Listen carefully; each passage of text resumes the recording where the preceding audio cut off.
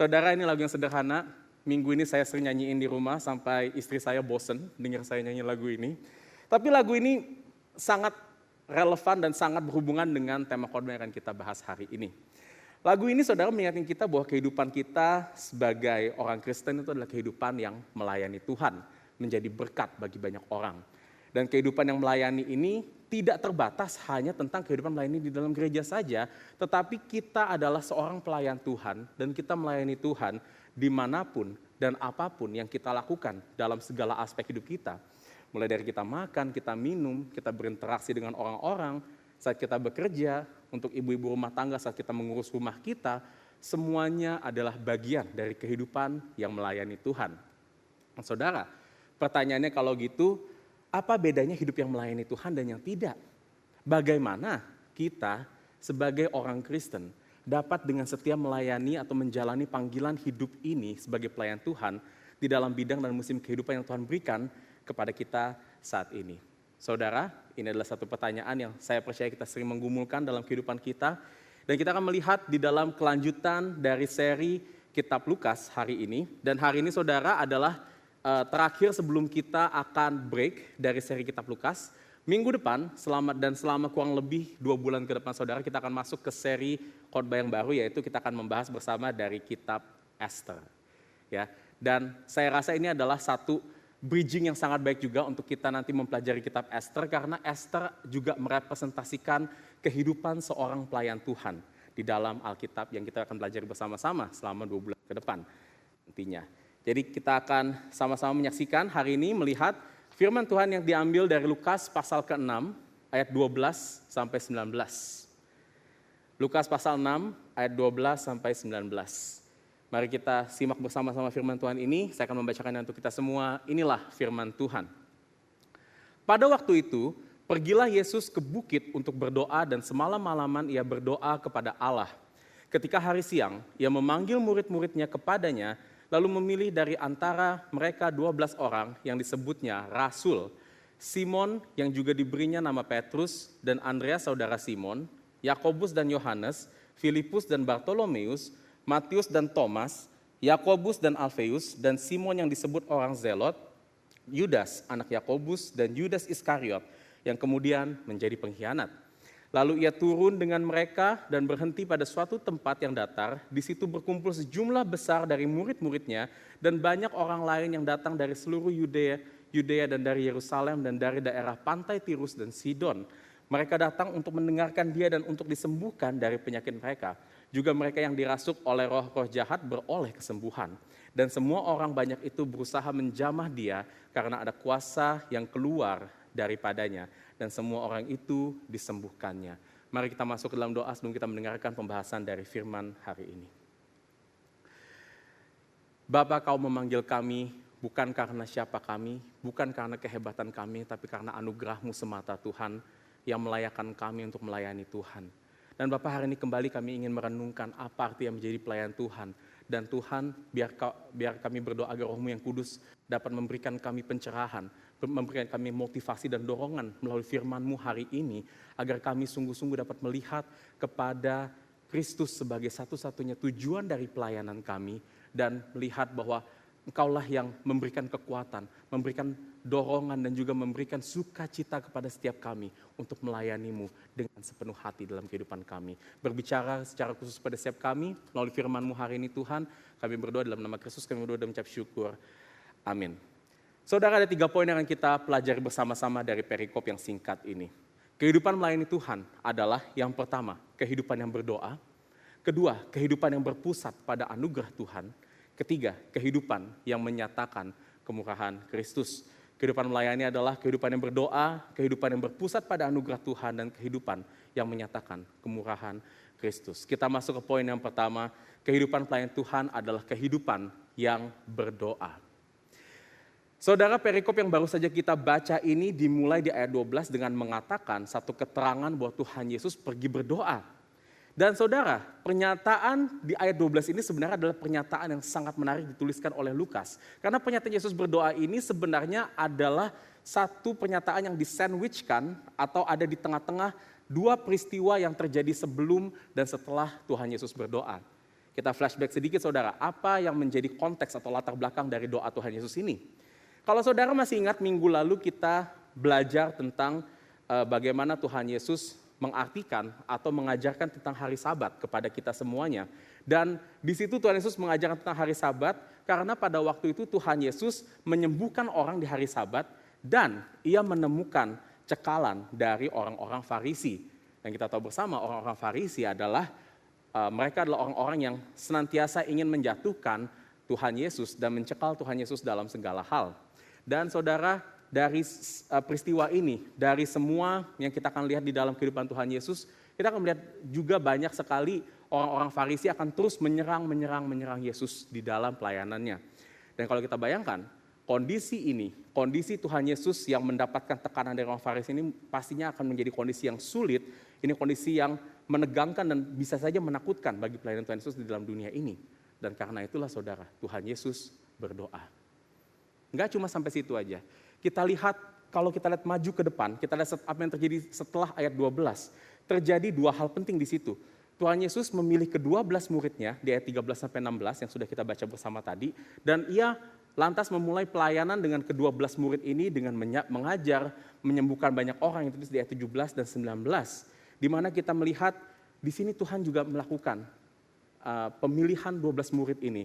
Melakukan pelayanan kepada orang banyak yang dia awali dengan doa. Saudara, ayat 12 di dalam perikop kita ini mengatakan bahwa doa adalah hal yang sangat penting bagi pelayanan Tuhan Yesus.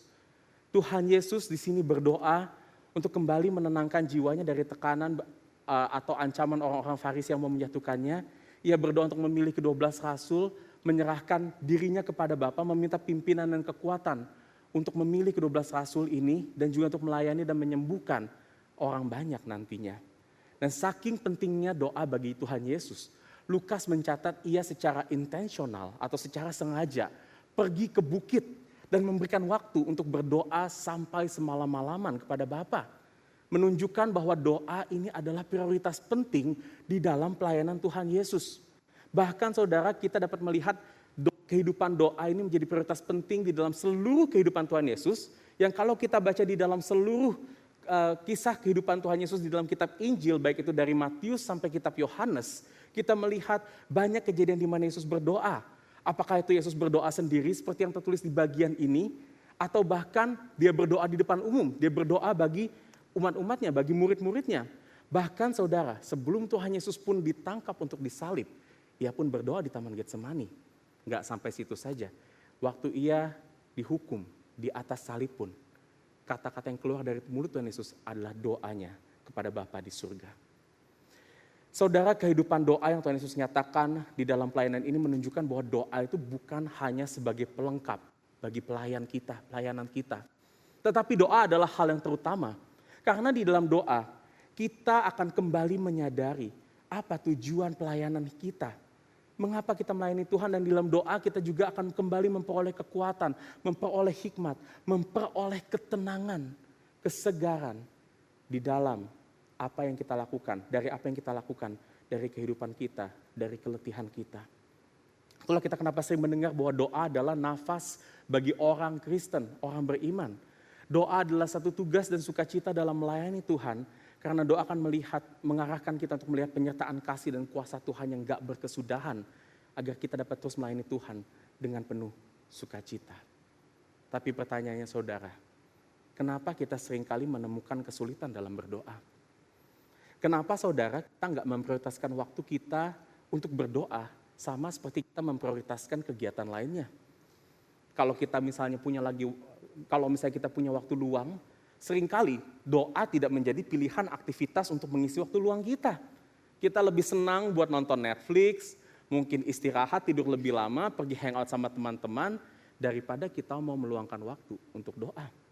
Atau mungkin kita menjadikan kesibukan sebagai alasan kita untuk kita tidak berdoa. Kita sudah sibuk seharian bekerja, sibuk mengurus rumah, mengurus anak-anak kita, sehingga kita merasa doa menjadi satu beban ekstra, aktivitas tambahan bagi kehidupan kita. Tadi saudara, kalau kita lihat doa adalah satu disiplin, satu anugerah Tuhan untuk memberikan kita kekuatan dan sukacita bagi kehidupan pelayanan kita. Pertanyaannya kenapa kita masih seringkali nggak mau berdoa? Ada dua alasan saudara saya sering dengar, dan alasan ini pun juga saya sendiri pakai seringkali untuk menjadi alasan kenapa saya malas berdoa. Pertama, kita sering berpikir skeptis tentang doa. Kita mungkin berpikir doa itu nggak ada gunanya. Kita berdoa, tapi kita nggak mendapatkan jawaban doa yang kita inginkan. Mungkin pernah saudara kita berdoa untuk keluarga kita, sahabat kita yang sakit. Tapi saudara setelah kita berdoa terus-menerus bukannya mereka sembuh, tetapi orang-orang yang kita doakan sakitnya bisa tambah parah, bahkan sampai meninggal. Atau mungkin saudara pernah mendoakan untuk mendapatkan sesuatu yang saudara inginkan. Saudara mungkin menginginkan keturunan, punya anak, ingin mendapatkan pasangan hidup, tetapi kita sudah berdoa sungguh-sungguh, Tuhan tetap tidak memberikan apa yang kita mau. Dan seringkali saudara, karena kita nggak melihat hasil dari doa-doa kita cenderung jadi berpikiran skeptis. Buat apa kita berdoa? Kalau pada akhirnya Tuhan sudah berdaulat mengatur semuanya. Toh kita nggak akan bisa mengubah Tuhan, kita nggak akan bisa mengatur Tuhan dari doa-doa kita kok. Kita seringkali berpikir seperti ini. Atau ada alasan kedua, kita seringkali berpikir bahwa doa adalah aktivitas yang kita pikir itu kontraproduktif dalam kehidupan kita. Apalagi saudara bagi kita yang tinggal di tengah-tengah kota Jakarta yang serba sibuk, kita jadi cenderung melihat bagaimana kita memakai waktu yang terbatas ini untuk kita dapat memberikan atau dapat menjadi seproduktif mungkin, memberikan hasil yang setinggi-tingginya dalam kehidupan kita. Dan ironisnya kita pikir doa itu tidak sebanding dengan energi, dengan waktu, dan dengan hasil yang dapat kita capai melalui doa. Cara pandang ini pun juga seringkali terjadi dalam konteks pelayanan kita di gereja, saudara. Seringkali kita melihat kegiatan-kegiatan seperti Bible study, community group, fellowship kita, pelayanan di hari Minggu itu jauh lebih penting dan lebih menghasilkan daripada kegiatan doa. Oleh karena itu, saudara, kegiatan doa ironisnya juga banyak ditinggalkan oleh gereja-gereja. Yang kita lihat, gereja tidak lagi memprioritaskan doa seperti aktivitas-aktivitas lainnya, malah terkadang gereja hanya melihat doa sebagai tempelan di dalam aktivitas-aktivitas gerejanya untuk menandakan bahwa ini adalah aktivitas yang dilakukan oleh gereja Tuhan. Saudara, dengan adanya alasan-alasan ini, apakah kita berpikir doa masih relevan kita lakukan di zaman sekarang ini? Kalau betul doa dapat memberikan kekuatan dan ketenangan bagi kita, lantas bagaimana sesungguhnya doa itu betul-betul dapat memberikan ketenangan itu dalam kehidupan kita dan memberikan kekuatan bagi kita? Saudara, kita lihat kembali kepada doa Tuhan Yesus di ayat 12 di satu ayat ini. Ada satu keterangan penting yang Tuhan Yesus berikan di sini. Lukas mengatakan Tuhan Yesus pergi berdoa dan dia pergi ke atas bukit untuk berdoa. Ada satu pertanyaan saudara yang saya ingin kita pikirkan di sini. Kenapa Tuhan Yesus perlu susah-susah pergi ke bukit untuk berdoa? Bukannya dia bisa doa di mana aja. Kalau misalnya dia mau cari tempat yang sepi, mungkin gak harus susah ke atas bukit. Dia bisa saja mungkin pergi ke tepi danau, ke pinggir pantai, ke tempat-tempat yang sepi, yang lebih gampang untuk diraih. Tapi kenapa harus ke atas bukit? Saudara, ini berkaitan dengan apa yang menjadi simbolisasi bukit. Terutama kalau kita melihat, kita balik ke perjanjian lama. Di mana tempat yang tinggi itu menunjukkan simbol kedekatan kepada Allah.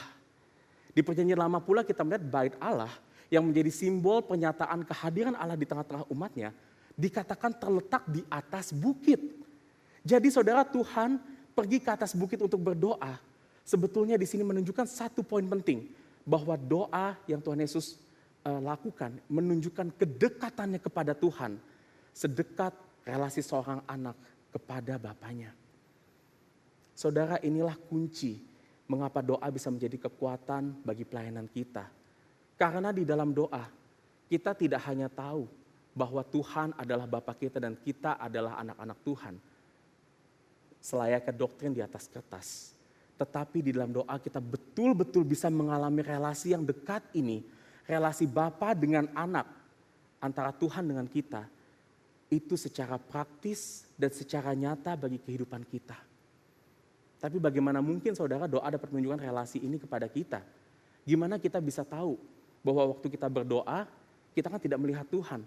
Kita tidak tahu bagaimana kita bisa merasakan relasi ini dalam kehidupan kita dan memberikan kekuatan bagi kita.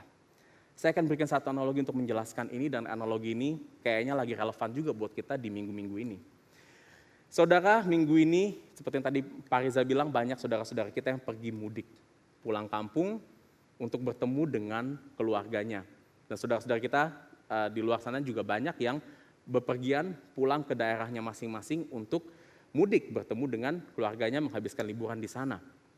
Nah saudara, kita tahu bersama, pulang kampung, pergi mudik di saat-saat ini sebetulnya hal yang tidak nyaman bagi kita.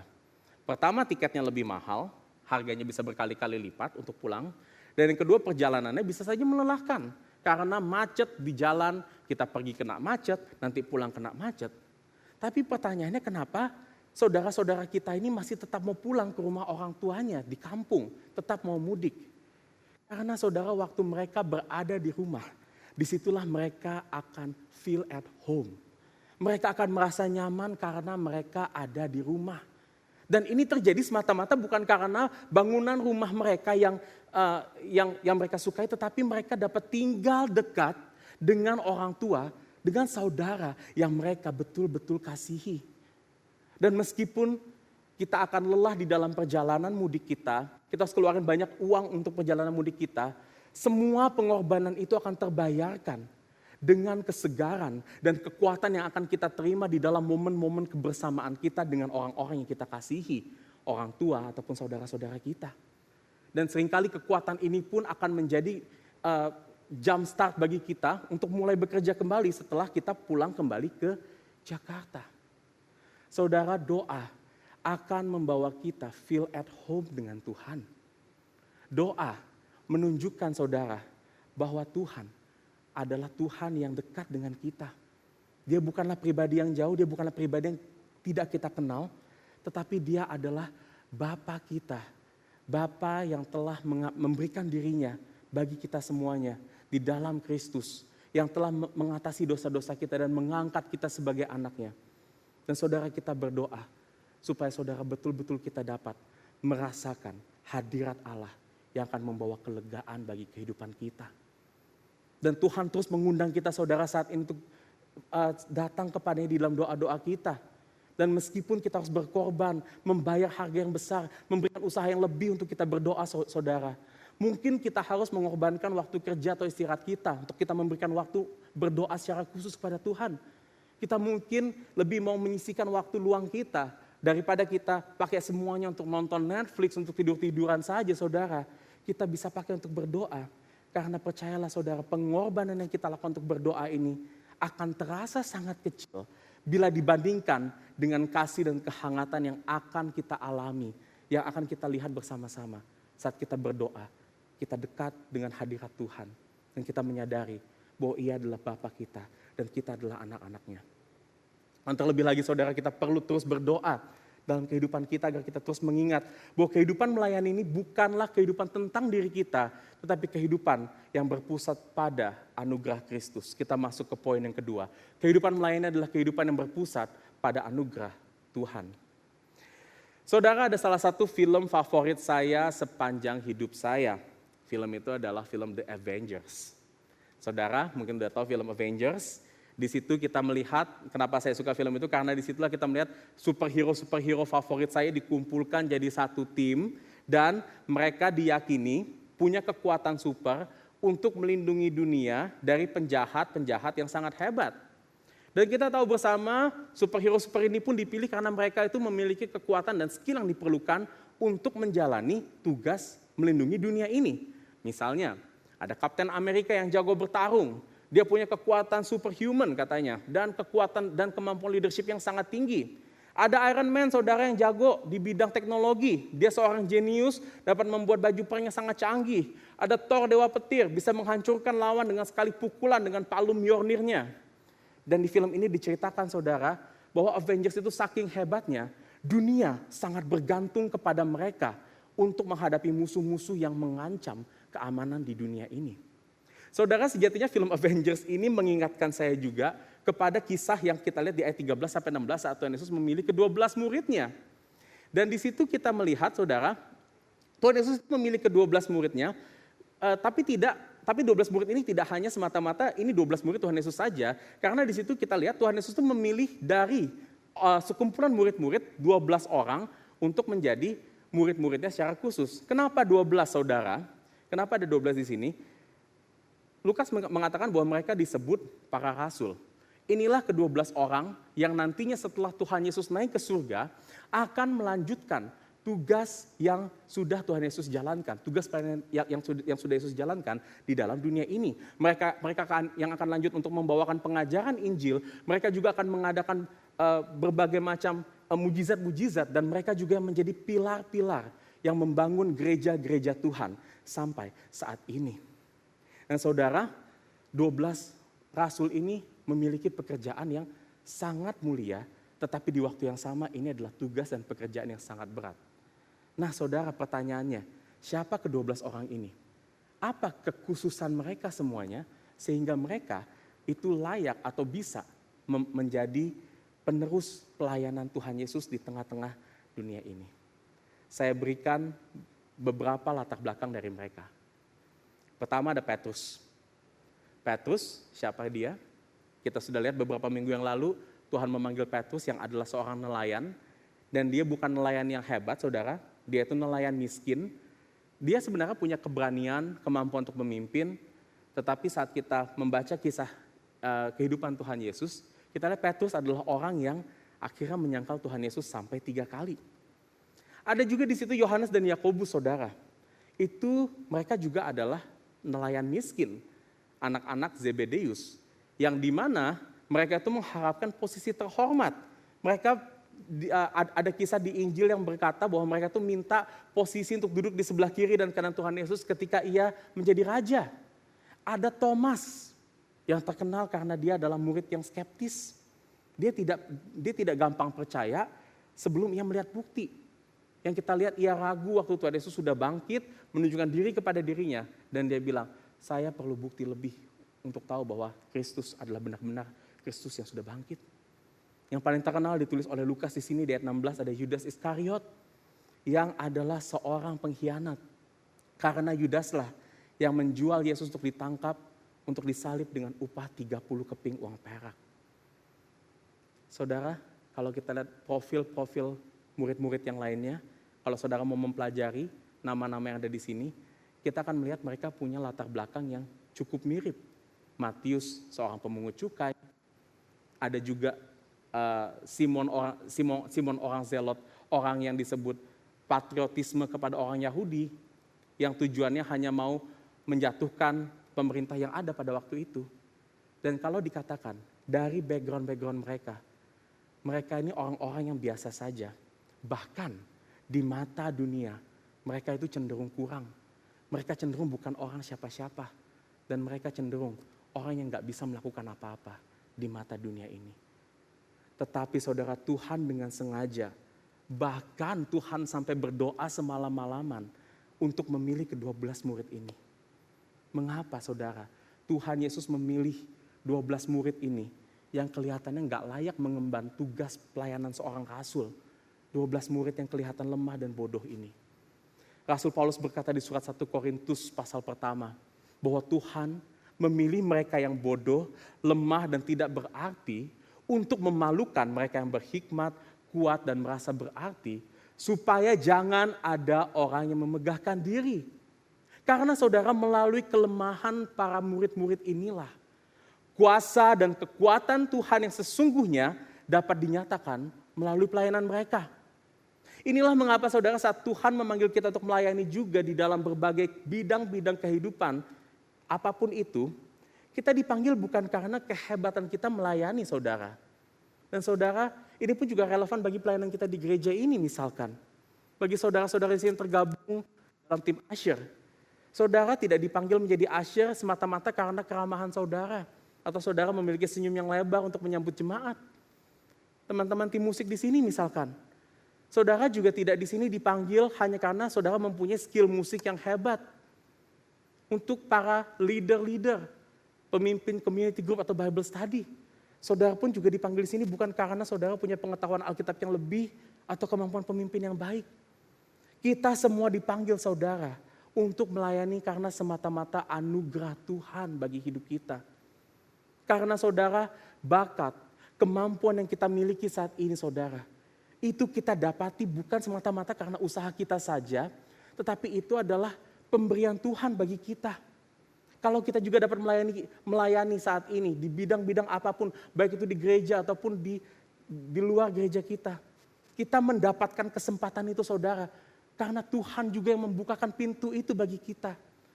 Jadi saudara, kehidupan melayani Tuhan adalah kehidupan yang berpusat pada anugerah Tuhan dari awal sampai pada akhirnya.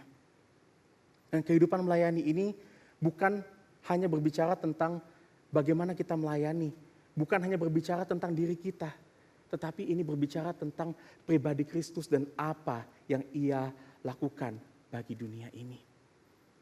Oleh karena itu saudara, sebetulnya tidak ada seorang pun yang bisa dan layak menjalankan kehidupan melayani ini selain melalui anugerah Tuhan semata. Dan kalau kita lihat di dalam kekurangan para rasul-rasul ini, 12 murid Tuhan Yesus, pada akhirnya Tuhan pun tetap memakai mereka di dalam segala keterbatasan mereka untuk mendirikan gerejanya di tengah-tengah dunia ini, membawa Injilnya dengan setia. Dan kalau sampai saat ini saudara, kita masih dapat mendengar Injil dengan baik, kita dapat mempelajari Alkitab dengan setia, gereja Tuhan masih berdiri sampai saat ini. Itu semua karena Tuhan memakai para rasul yang sederhana ini saudara, yang bagi dunia tidak kelihatan apa-apa, untuk membawa misinya ke dalam dunia ini. Dan begitu pun dengan kita, Tuhan memakai kita semuanya untuk menjadi perpanjangan tangannya, bukan karena kehebatan kita, tapi karena anugerah Tuhan. Dan kita mendapatkan anugerah Tuhan ini saudara untuk melayani, dan kita melayani untuk satu tujuan penting yang akan kita lihat di poin terakhir dari khotbah ini. Poin ketiga, kehidupan melayani Tuhan adalah kehidupan yang menyatakan kemurahan Kristus. Saudara, kita lihat di 3 ayat terakhir, ayat 17 sampai 19. Dikatakan setelah Tuhan Yesus memilih ke-12 muridnya, orang banyak mendatangi Tuhan Yesus karena mereka ingin mendengar pengajaran-pengajaran dan menerima mujizat kesembuhan, seperti yang dikatakan di ayat 18. Dan semua ini bisa terjadi saudara karena kabar Tuhan Yesus yang telah berhasil menyembuhkan banyak orang, yang pengajarannya itu terdengar menakjubkan dan luar biasa, itu sudah terdengar sampai ke seluruh pelosok daerah Palestina pada saat itu. Sehingga saudara dicatat, Lukas mencatat di situ banyak orang berdatangan dari berbagai daerah untuk mencari Tuhan Yesus yang pada saat itu berada di kota Kapernaum. Lukas sendiri mencatat di ayat 17 ada yang datang dari daerah Yudea dan dari Yerusalem, di mana kebanyakan orang-orang ini adalah orang-orang Yahudi, dan mereka rela melakukan perjalanan jauh dan berbahaya dari Yerusalem ke Kapernaum. Ya saudara, kemarin saya sempat cek di Google Map, ya dari kota Yerusalem ke Kapernaum, ternyata ada di Google Map saudara. Jaraknya itu kurang lebih 200 km dengan jalanan yang ada zaman sekarang ini. Itu bagi kita sudah termasuk perjalanan yang jauh saudara. Apalagi pada zaman dulu yang jalanannya mungkin lebih nggak sebagus sekarang, dan kita tahu perjalanan jauh itu biasanya berhubungan dengan atau banyak sekali resiko-resiko bahaya yang harus ditempuh oleh orang-orang yang berjalan jauh pada saat itu. Lalu dikatakan juga ada orang-orang dari daerah Tirus dan Sidon di situ. Nah, daerah ini saudara sebenarnya lebih jauh lagi, dan orang-orang yang datang dari daerah ini kebanyakan adalah orang-orang non-Yahudi. Mereka adalah orang-orang yang mungkin masih asing dengan firman Tuhan, tidak pernah mendengar tentang kabar Mesias, tetapi mereka hanya mendengar bahwa ini adalah ada satu pribadi, satu orang yang bisa menyembuhkan.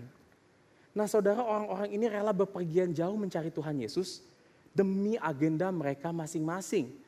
Bagi mereka yang sakit, mereka berharap Tuhan Yesus dapat menyembuhkan penyakit mereka. Mungkin bagi mereka yang hidupnya susah dan tertindas, mereka berharap bisa mendengar pengajaran Tuhan Yesus, dan pengajaran itu dapat menolong mereka, memotivasi mereka, dan mengangkat derajat kehidupan mereka untuk membawa mereka bebas dari penindasan penjajahan pada saat itu.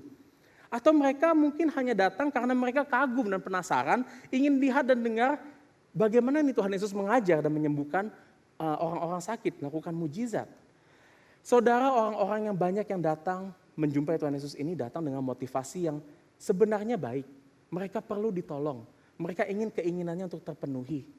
Tetapi ini bukanlah motivasi yang terutama sebenarnya yang Tuhan inginkan saat kita datang kepada Tuhan.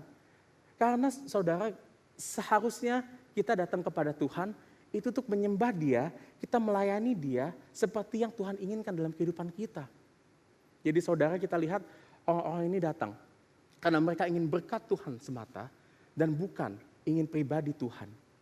Tapi saudara, menarik di ayat 19, ayat terakhir dalam perikop ini. Dikatakan Tuhan Yesus tetap menyembuhkan mereka saat orang-orang sakit menjamah Tuhan Yesus. Tuhan Yesus sebenarnya sudah tahu saudara, bahwa tidak semua dari mereka itu memiliki hati yang benar untuk menyembah Tuhan. Atau kerinduan untuk datang sungguh-sungguh karena ia ingin bersekutu dengan pribadi Tuhan. Tetapi kenapa Tuhan tetap menyembuhkan orang-orang ini? Karena saudara, Kristus menghidupi pelayanannya di dalam kemurahan. Tuhan peduli atas kebutuhan dan kesulitan hidup yang dihadapi oleh orang-orang di dalam dunia ini. Dan melalui pelayanannya, Kristus menyatakan Injil dengan memberikan pertolongan, kepeduliannya kepada orang-orang yang mencari dia untuk minta tolong. Karena Tuhan peduli dengan kehidupan mereka juga. Dan saudara, saat kita melayani Tuhan pun saat ini, dapat kita katakan kita melayani Tuhan untuk menyatakan kemurahan Kristus kepada orang-orang banyak dalam kehidupan kita. Dan panggilan ini tidak hanya terbatas untuk sesama orang Kristen saja, tetapi kita pun juga dipanggil untuk menyatakan kemurahan kepada semua orang, dari ras apapun, agama apapun. Dan kita bisa menyatakan kemurahan ini melalui bidang pekerjaan kita, talenta kita, ilmu pendidikan yang kita miliki, melalui karakter atau personality kita saudara. Kalau saudara saat ini adalah seorang pebisnis, saudara dapat menjadi perpanjangan kemurahan Tuhan dengan menjual barang-barang yang baik, dengan untung yang sewajarnya, supaya orang-orang lain dapat diberkati melalui barang-barang yang kita jual. Kalau saudara adalah seorang karyawan yang mungkin tidak berhubungan langsung dengan orang-orang lain, saudara pun dipanggil untuk menjadi perpanjangan kemurahan Tuhan saat ini kepada atasan saudara, kepada rekan kerja saudara. Dan ketahuilah hasil kerja kita di dalam perusahaan meskipun tidak terlihat dan tidak terlihat signifikan, tetap berpengaruh agar perusahaan saudara dapat melayani masyarakat luas dengan baik. Panggilan kita saudara di dalam bidang kehidupan kita sehari-hari bukanlah sekedar panggilan untuk memenuhi kantong kita saja. Tetapi ini adalah panggilan yang mulia yang Tuhan pakai untuk menyatakan kemurahannya kepada orang-orang di luar sana dan kepada orang-orang di sekitar kita juga. Tapi masalahnya saudara, seringkali orang-orang tidak menghargai kemurahan kita. Kita yang berbisnis seringkali masih tetap dapat komplain dengan barang yang kita jual. Atasan kita mungkin masih tetap menyalahkan pekerjaan kita, meskipun kita sudah bekerja sebaik-baiknya kepada mereka. Mungkin saudara kita pernah kena tipu, kita pernah bikin perusahaan kita rugi karena kesalahan kita. Kalau mungkin saudara adalah seorang ibu rumah tangga, mungkin saudara kita sudah berusaha bermurah hati sedemikian rupa, tetapi suami atau anak-anak kita mungkin tidak menghargai hasil pekerjaan kita di rumah. Dan kita lihat ternyata kehidupan yang bermurah hati ini ternyata tidak mudah. Bisa saja orang memanfaatkan kemurahan kita. Dan seringkali kita jadi takut untuk bermurah hati, memberikan yang terbaik kepada orang-orang karena kita merasa hidup ini tidaklah adil. Kemurahan saya takut dibalas dengan kejahatan dari dunia ini. Bagaimana saudara kita dapat betul-betul hidup di dalam kemurahan seperti yang Tuhan Yesus tunjukkan kepada kita. Saudara, kita lihat kembali apa yang Tuhan Yesus terima di dalam pelayanan yang bermurah hati. Apakah saudara setelah ia menyembuhkan banyak orang, setelah ia mengajar kebenaran yang luar biasa, apakah lantas ia mendapatkan pujian atau upah yang setimpal dari kemurahannya itu? Tidak saudara. Malah sebaliknya, orang-orang yang telah menerima mujizat Kristus, mereka yang telah disembuhkan, yang telah mendengar pengajaran Kristus, malah kita lihat akan berbalik menolak Kristus sampai mereka akan menyalibkan dirinya. Tuhan Yesus yang terkenal, yang berlimpah di dalam kemurahannya, mendapatkan satu hal yang sebetulnya ia tidak layak terima atas kemurahannya, yaitu kematian di atas kayu salib. Dan saudara, mungkin dunia ini kita melihat Tuhan Yesus diperlakukan secara tidak adil. Tetapi di mata Tuhan saudara, salib ini adalah wujud kemurahan terbesar yang Kristus nyatakan bagi semua manusia, kepada kita semuanya. Yang mungkin sebelumnya kita hanya mencari Tuhan untuk minta tolong semata. Yang mungkin sebelumnya kita hanya mencari Tuhan karena untuk memotivasi diri kita saja. Yang mungkin kita hanya mencari Tuhan karena sebelumnya kita hanya ngefans sama Tuhan saja dan penasaran sama Dia. Salib inilah yang menyatakan kemurahan terbesar. Karena di atas salib inilah Tuhan berkata dosa-dosa kita sudah diampuni. Hidup kita sudah ditebus. Bukan karena kita hebat, bukan karena kita layak mendapatkannya saudara, tetapi karena anugerah Tuhan bagi kehidupan kita. Dan karena salib ini telah dinyatakan bagi kita saudara, kita sekarang bukanlah orang asing di mata Tuhan.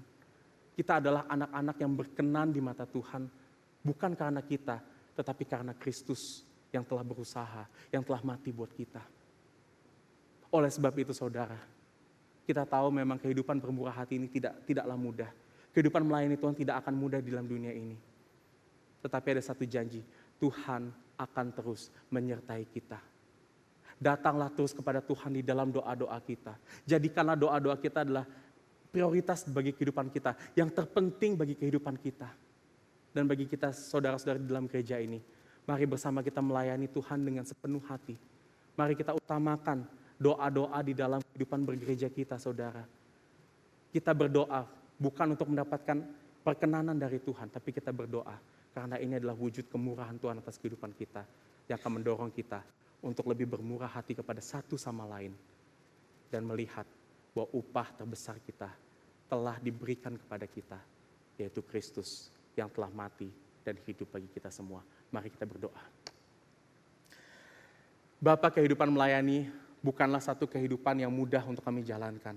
Kami mengakui Tuhan, seringkali kami gagal, seringkali kami meragukan Engkau Tuhan, dan seringkali juga kami terlalu mengandalkan ego kami, kemampuan kami Tuhan, dibandingkan kami mengandalkan kekuatan daripada-Mu Tuhan. Namun firman-Mu hari ini Tuhan menyatakan kepada kami bahwa pelayanan bukanlah tentang diri kita, tapi tentang Kristus yang telah mati dan bangkit bagi kita. Dan Tuhan bawa kami untuk melayani dengan benar. Melayani bukan dengan semata-mata bergantung kepada kekuatan kami atau kepada sumber daya yang kami miliki, tapi bergantung sepenuhnya kepada-Mu di dalam segala doa-doa kami Tuhan.